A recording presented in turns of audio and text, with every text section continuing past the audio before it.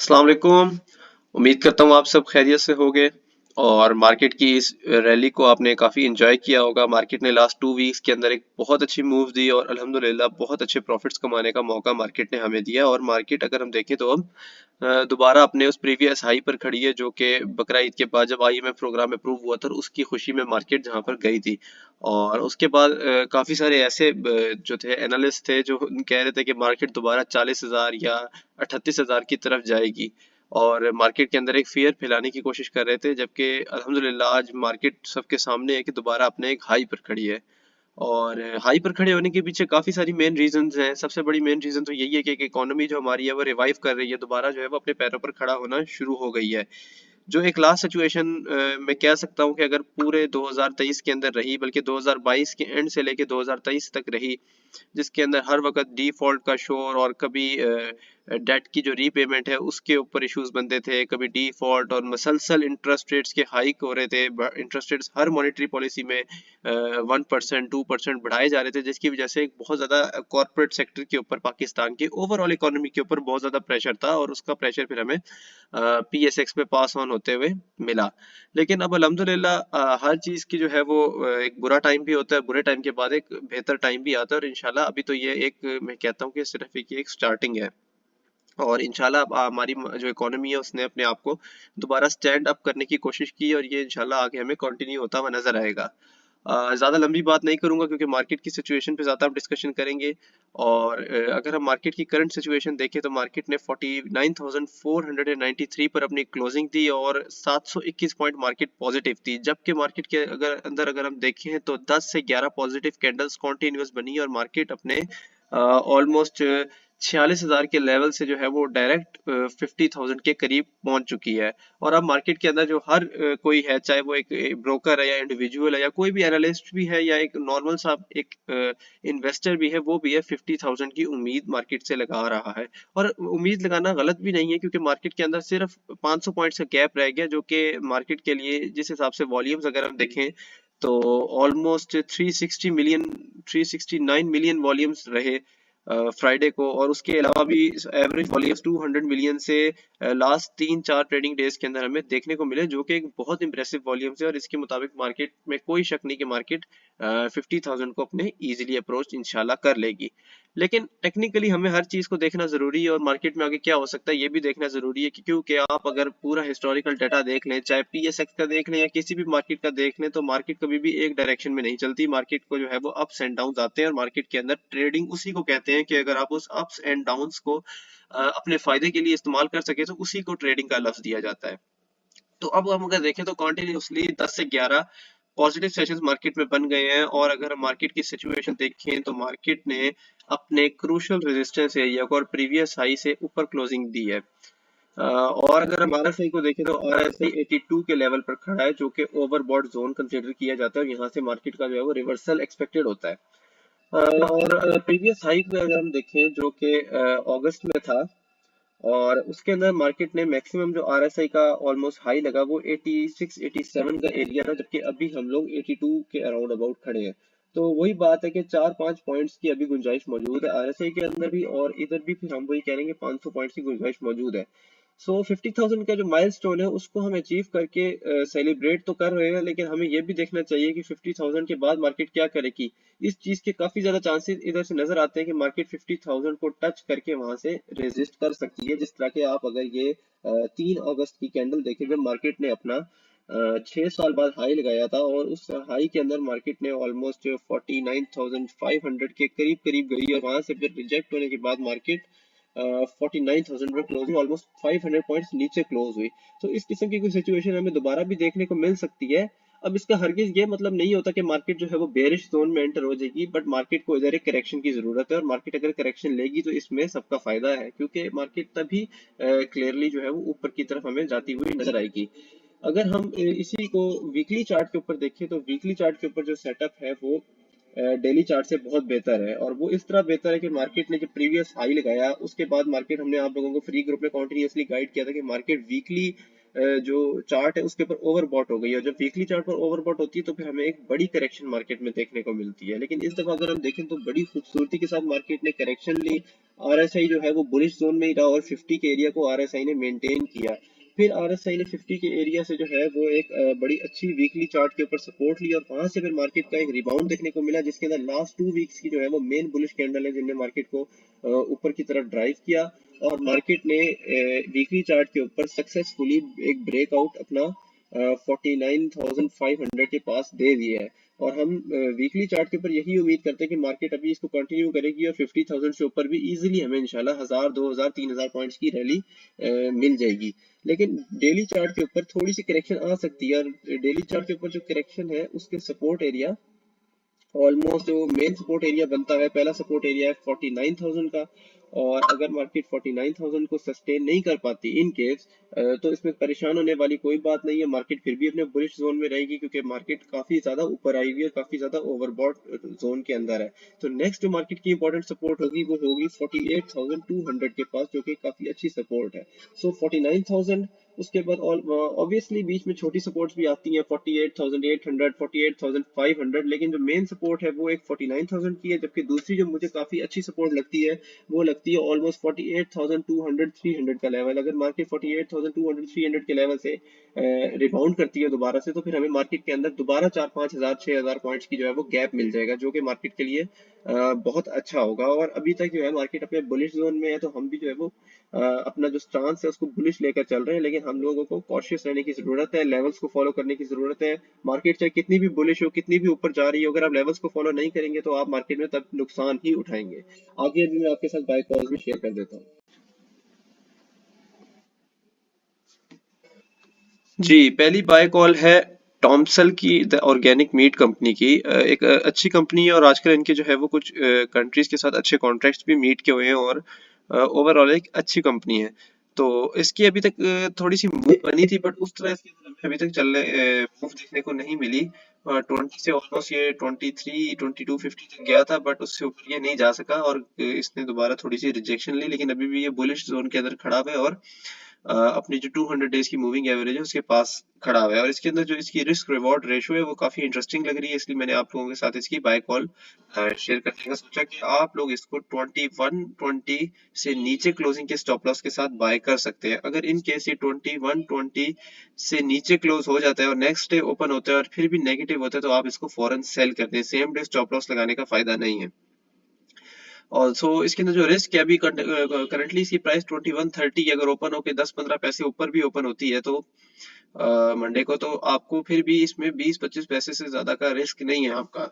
जबकि इसके अंदर आपका जो फर्स्ट टारगेट बनता है, आपका जो इनिशियल टारगेट बनता है वो 22 का बनता है, ऑलमोस्ट 70 पैसा ऊपर। 22 के बाद आपका इसके अंदर नेक्स्ट जो रेजिस्टेंस एरिया है वो 2250, और अगर 2250 ये क्रॉस कर देता है तो फिर इसके लिए 23 से 2350 पर जाना कोई मसला नहीं है। सो आपके जेन में पहला टारगेट 22 का होना चाहिए, जबकि आपके जेन में दूसरा टारगेट 22.5 से 23 का होना चाहिए। और इसके अंदर जो आपका स्टॉप लॉस है वो है 21-20 से नीचे क्लोजिंग का। तो काफी अच्छा इसके अंदर सेटअप है, और रिस्क रिवॉर्ड रेशो भी काफी अच्छा है। नेक्स्ट बाय कॉल की तरफ अगर हम जाएं तो नेक्स्ट बाय कॉल है यूनिटी फूड्स की। यूनिटी फूड्स मेरा जो फ्री ग्रुप है उसके अंदर भी मैंने जब 25 के अराउंड था तब गाइड किया, हमारे प्रीमियम मेंबर्स को इसकी बाय कॉल थी, और अल्हम्दुलिल्लाह अभी तक भी वो इसके अंदर काफी अच्छे प्रॉफिट्स बुक कर चुके हैं। लेकिन अगर हम इसकी सिचुएशन देखें तो अभी भी ये काफी इंटरेस्टिंग लगता है, और इसकी जो सिचुएशन है वो बुलिश है, वॉल्यूम्स इसके अंदर अच्छे हैं, और इसका जो इस्लामाबाद हाई कोर्ट के अंदर एक केस था वो उसके अंदर भी जो है वो इसका क्लियर हो गया, जो कि अब इसके अंदर कोई टेंशन नहीं है।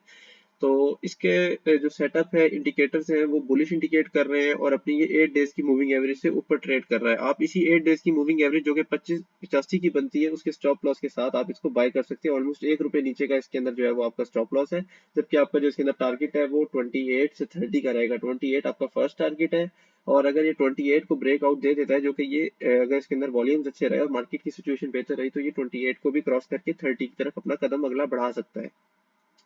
तो आप इसके अंदर भी ट्रेड कर सकते हैं, लेकिन इसके अंदर बस ये है कि आपका जो स्टॉप लॉस है उसमें थोड़ा सा रिस्क है ₹1 का, तो आपको उसको मैनेज करना होगा, और इसके 25-80 से नीचे क्लोजिंग पर आप इसको स्टॉप लॉस यूज करें। तीसरी बाय कॉल है ओजीडीसी की। पीपीएल के अंदर तो हमें बहुत अच्छी मूव देखने को मिली। पीपीएल गाइडेड भी था, अगेन वही बात कि अल्हम्दुलिल्लाह जो भी अच्छे शेयर्स, जो भी शेयर मार्केट के अंदर चले, ऑलमोस्ट ज्यादा नहीं तो हमने 80 to 90% तो हमने वो सारे शेयर्स अपने प्रीमियम मेंबर्स को भी कवर किए और अपने फ्री ग्रुप के अंदर भी उनको रिकमेंड करते रहे। और अगर आप हमारे प्रीमियम मेंबर होते तो आपको इन सारी शेयर्स की जो है वो लाइव बाय कॉल्स मिलती हैं और आपको हर चीज से लाइव गाइड किया जाता है, और उसके हम लोग कोई चार्जेस अपने अकाउंट होल्डर से चार्ज नहीं करते। सिर्फ आपको हमारे साथ रफी सिक्योरिटीज लिमिटेड के साथ अकाउंट ओपन करना होता है और हम आपको प्रॉपर जो है वो व्हाट्सएप के थ्रू गाइड करते हैं, आपकी क्वेरीज को सॉल्व करते हैं। उसके अलावा आपको जो है वो ट्रेडिंग टर्मिनल और रिसर्च पोर्टल सब कुछ प्रोवाइड किया जाता है। सेम डे ट्रांजैक्शंस होती हैं, सारी सर्विसेज हैं। फैसला आपका अपना है कि आप मार्केट के अंदर प्रॉफिटेबली काम करना चाहते हैं या फिर परेशानी के साथ काम करना चाहते हैं, जबकि आपका अपना कोई एक्स्ट्रा खर्चा नहीं होगा। इस बारे में सोचिएगा आप, क्या आप अगर अकाउंट शिफ्ट करना चाहते हैं तो उसके अंदर कोई कॉम्प्लिकेशन नहीं है। आपको सिर्फ और सिर्फ मेरे व्हाट्सएप नंबर के ऊपर मुझे डॉक्यूमेंट्स प्रोवाइड करने होंगे, मैं आपका अकाउंट ओपन करवा दूंगा। अगर आप मुझे डॉक्यूमेंट्स प्रोवाइड नहीं करना चाहते तो मैं आपको लिंक प्रोवाइड करूंगा, उधर आप जाके ऑनलाइन फॉर्म को फिल कर दीजिएगा। 3 से 4 वर्किंग डेज के अंदर आपका जो है वो रफी सिक्योरिटीज लिमिटेड के साथ अकाउंट एक्टिव हो जाएगा। जैसे ही आप अमाउंट उसके अंदर डिपॉजिट करेंगे, हम आपको जो है वो गाइडेंस ब्रॉडकास्ट लिस्ट में ऐड कर देंगे और आपको भी सारी गाइडेंस मिलना शुरू हो जाएगी। अच्छा, तो ओजीडीसी की अगर हम बात करें तो ओजीडीसी थोड़ा सा पीपीएल के साथ चला है। पीपीएल तो काफी ऊपर चला गया, बट ओजीडीसी के अंदर हमें उतनी ज्यादा भी मूव देखने को नहीं मिली, जबकि ये भी काफी अच्छा शेयर है और इसके अंदर हमें बाइंग वॉल्यूम अच्छे देखने को मिले और इसका जो आरएसआई है वो भी बुलिश जोन में है और 58 के अराउंड ट्रेड कर रहा है इस वक्त। 50 डेज की मूविंग एवरेज से ऊपर क्लोज हुआ है जो कि 97.5 की बनती है, और आप इसी को 97.5 से नीचे क्लोजिंग का स्टॉप लॉस रखें, जबकि आपका इसके अंदर पहला टारगेट 100 का और दूसरा टारगेट आपका 103 का होना चाहिए। रिस्क रिवॉर्ड रेशो अच्छी है और शेयर भी अच्छा है, कंपनी भी स्ट्रांग है, इंशाल्लाह ये भी आपको टारगेट अचीव करवा देगी। इसके अलावा जो है बाकी अगर हम मार्केट की अगली सिचुएशन को डिस्कस करें तो अगली सिचुएशन के अंदर मेन चीज है मॉनेटरी पॉलिसी और आईएमएफ प्रोग्राम। और दोनों इस दफा हम उम्मीद करते हैं इसी ये इन्हीं चीजों की वजह से मार्केट पॉजिटिव भी देखने को मिली है, क्योंकि इम्पैक्ट जो है वो न्यूज के आने से पहले मार्केट में आता है, लेकिन आफ्टर इम्पैक्ट भी एक होता है। सो इंटरेस्ट रेट की अगर हम बात करें तो जैसा कि स्टेट बैंक के गवर्नर ने पिछले दिनों कहा कि हम इन्फ्लेशन को आगे आइंदा आने वाले दिनों में कम होता हुआ देखते हैं, जो कि काफी खुशाइंद बात है। और इस ये चीज इंडिकेट करती है कि इसके अंदर चांसेस हैं कि आने वाली मॉनेटरी पॉलिसी के अंदर हमें थोड़ा सा इंटरेस्ट रेट के अंदर डिक्लाइन देखने को मिले। और अगर थोड़ा सा भी डिक्लाइन आता है तो उसका जो इम्पैक्ट है, जो सेंटीमेंट्स के ऊपर इम्पैक्ट आएगा वो बहुत पॉजिटिव आएगा, क्योंकि एक एक चीज का कंफर्म हो जाएगा कि इंटरेस्ट रेट ने अपना पीक टच कर लिया और अब यहाँ से जो है वो इसकी नीचे की तरफ जो है वो चाल शुरू हो गई है। तो अगर ऐसा होता है, अगर इंटरेस्ट रेट नीचे आते हैं, जो कि मुझे लगता है कि एटलीस्ट 0.5%, हाफ अ परसेंट जो है 50 बेसिस पॉइंट जो है वो इंटरेस्ट रेट एटलीस्ट कम किया जाएगा, जिसका मजीद कॉर्पोरेट सेक्टर के ऊपर और पीएसएक्स के ऊपर एक अच्छा इम्पैक्ट आएगा। और स्पेशली जो आपकी फार्मा इंडस्ट्री है, उसके अलावा आपकी जो सीमेंट एंड स्टील इंडस्ट्री है, उसके अंदर एक काफी अच्छा इम्पैक्ट आएगा। और सीमेंट एंड स्टील इंडस्ट्री के वैसे भी जो रिजल्ट्स हैं, स्पेशली सीमेंट्स के, वो पहले से काफी इम्प्रूव्ड है और कोल भी सस्ता मिल रहा है उनको, डॉलर भी नीचे आया है, तो उनके फेवर में चीजें काफी जा रही हैं। और अभी तक उनके अंदर हमें उस तरह से एक मल्टी बुल रन रैली देखने को नहीं मिली। हो सकता है कि हमें अक्टूबर के एंड में या नवंबर के शुरू में सीमेंट सेक्टर के अंदर भी एक अच्छी रैली मजीद देखने को मिले। तो दूसरा जो चीज है जिसके ऊपर मेन फोकस है वो है आईएमएफ प्रोग्राम। और इस दफा गवर्नमेंट जो है, जिस तरह पहले कहती रही कि ब्लेम गेम खेलती रही कि पीटीआई ने जो है वो माहदे को फॉलो नहीं किया ठीक से, या फिर डील में जो चीजें थी, टर्म्स एंड कंडीशंस थी, उनको फॉलो और इम्प्लीमेंट नहीं किया, जिसकी वजह से हमें आईएमएफ प्रोग्राम लेने में मुश्किलात का सामना हुआ। जो भी वो बात थी, और हमने देखा कि आईएमएफ प्रोग्राम हमें बड़ी मुश्किल से हासिल हुआ और आखिर में जाके वो वाला प्रोग्राम हासिल नहीं हुआ था, जबकि दूसरा स्टैंड बाई एग्रीमेंट के जरिए हमने डिफॉल्ट को अवॉइड किया। और अभी अक्टूबर के एंड में जो आईएमएफ के साथ दोबारा हमारी निगोशिएशन स्टार्ट हो जाएंगी, और ये देखा जा सकता है कि पाकिस्तान की जो केयर टेकर सेटअप है वो आईएमएफ की जो प्रीवियस जो डील थी उसके अंदर जो टर्म्स एंड कंडीशंस थी उसको कंप्लीटली उसी के अकॉर्डिंगली फॉलो कर रहे हैं और उसके अंदर कोई चेंजेस नहीं कर रहे हैं। और क्योंकि उनको इस चीज का फेयर है कि अगर हमने इसको नहीं फॉलो किया तो हमें नेक्स्ट प्रोग्राम के अंदर वो मुश्किलात का सामना होगा। तो हम उम्मीद करते हैं कि इस दफा हमें आईएमएफ प्रोग्राम के अंदर उस तरह का बिल्कुल भी कोई मुश्किलात का सामना नहीं होगा और निगोशिएशंस के साथ ये मामला जल्दी तय पा जाएगा और पाकिस्तान को दोबारा जो है वो नई इंस्टॉलमेंट आईएमएफ की तरफ से रिलीज हो जाएगी और चीजें बेहतरी की तरफ ही जाएंगी। फिलहाल अभी तक हमारा यही स्टांस है।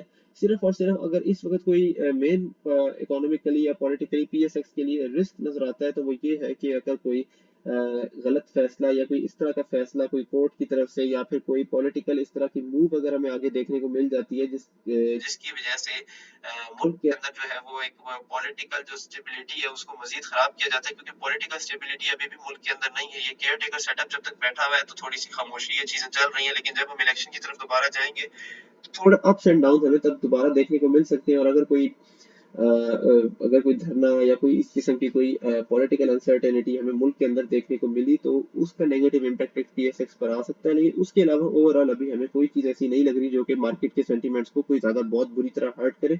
और हम यही उम्मीद करते हैं कि मार्केट जो है वो अपनी ऊपर की तरफ चाल आहिस्ता आहिस्ता बरकरार रखेगी और सेक्टर शिफ्टिंग हमें देखने को मिलेगी। कभी सीमेंट चलेगा, कभी फार्मा चलेगा, कभी ऑयल सेक्टर चलेगा, कभी कोई सेक्टर रुक जाएगा तो कोई कभी चलेगा। इस तरह से मार्केट चलती रहेगी और हमें इंशाल्लाह अच्छे प्रॉफिट्स कमाने का मौका देती रहेगी। बस हमें चाहिए कि हम लेवल्स को फॉलो करें, स्टॉप लॉस को यूज करें और वक्त पर प्रॉफिट टेकिंग करें। जब शेयर ऊपर जा रहा हो तो उसको देखते हुए खुश ना होते नहीं सिर्फ, बल्कि उसके अंदर प्रॉफिट टेकिंग करके अपने प्रॉफिट्स भी बुक करें। तो हम इंशाल्लाह मार्केट में कामयाब होंगे। बाकी अगर आपकी कोई भी क्वेरी हो तो आप हमारे फ्री ग्रुप के अंदर भी पूछ सकते हैं। नीचे मैं अपना जो है वो व्हाट्सएप नंबर भी मेंशन कर दूंगा। किसी ने अकाउंट ओपन करना हो या प्रीमियम मेंबरशिप जो है वो मंथली फीस के ऊपर अगर लेना चाहता है तो वो भी हमारे पास ऑप्शन अवेलेबल है, वो भी ले सकता है। उसके बारे में किसी भी किस्म की कोई गाइडेंस या इन्फॉर्मेशन चाहिए हो तो वो मैं नीचे अपना व्हाट्सएप नंबर मेंशन कर दूंगा, उसके ऊपर आप मैसेज कर सकते हैं। अपना ख्याल रखिएगा, बहुत शुक्रिया, अल्लाह हाफिज।